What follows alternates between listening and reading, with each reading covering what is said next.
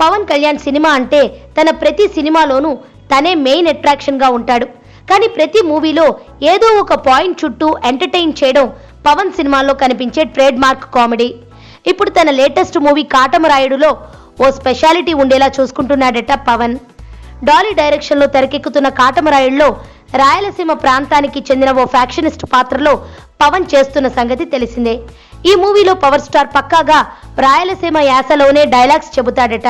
సినిమాలో పవన్ చెప్పే డైలాగులే హైలైట్ గా నిలుస్తాయని అంటున్నారు. సీమ స్లాంగ్ విషయంలో పవన్ చాలా కేర్ తీసుకుంటున్నాడట కూడా. ఇప్పటి వరకు షూటింగ్ పార్ట్ వరకే జరిగిన డబ్బింగ్ సమయానికి వచ్చేసరికి కంప్లీట్ గా రాయలసీమ యాసలో మాట్లాడి తూటాలు పేల్చనున్నాడట పవన్.